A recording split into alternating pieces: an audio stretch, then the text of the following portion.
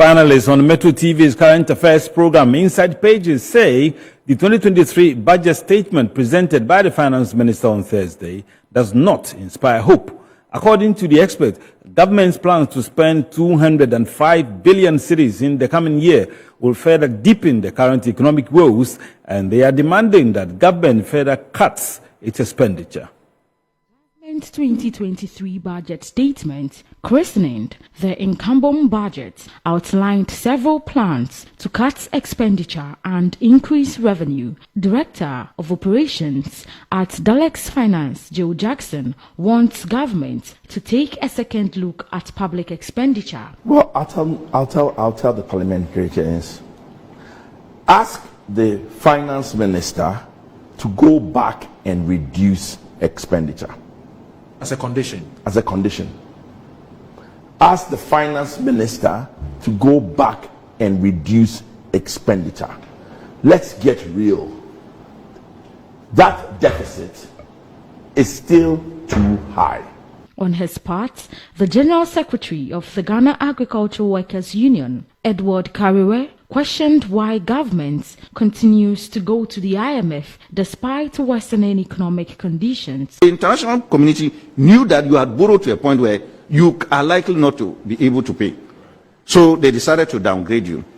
Now, in August this year, we had already indicated to the people of Ghana and government that Ghana should not go for the IMF bailout as a trade union. Right. Because we believe that being the 17th time that Ghana is going for the bailout, all the 16 times they went, what has been the effect of it on us?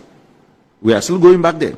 And we have seen our problems in this country as the problems that IMF brought to us. So IMF has been part of our problems in this country.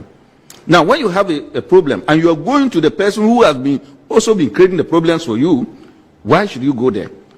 Now, we went further to say that if we go to the IMF, if Ghana government refuse and they still go to the IMF, our problems are going to be exacerbated.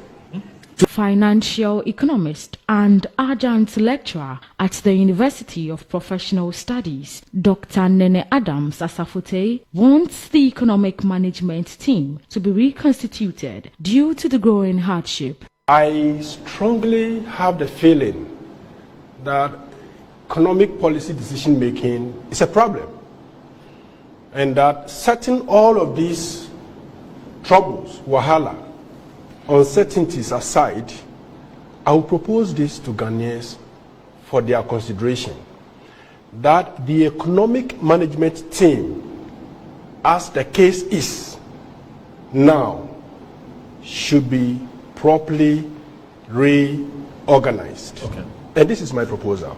Okay. Number one, that yes, the vice president is his place to be on the economic management committee.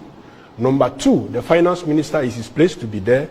Number three, we should include the chairman of the National Development Planning Commission. He should also be on the economic management team. Right. The governor of the Bank of Ghana should also be there. The director of the Ghana Revenue Authority should also be there. The government statistician should also be on that team. Now, the president can have 2 slots for somebody to be, his advisor on fiscals, okay, to also be part of the team, and then somebody, let me be a development economist or a monetary economist. Now, we would then be having about 9 members. My point is that we should not leave that team open to the whims and caprices of only politicians.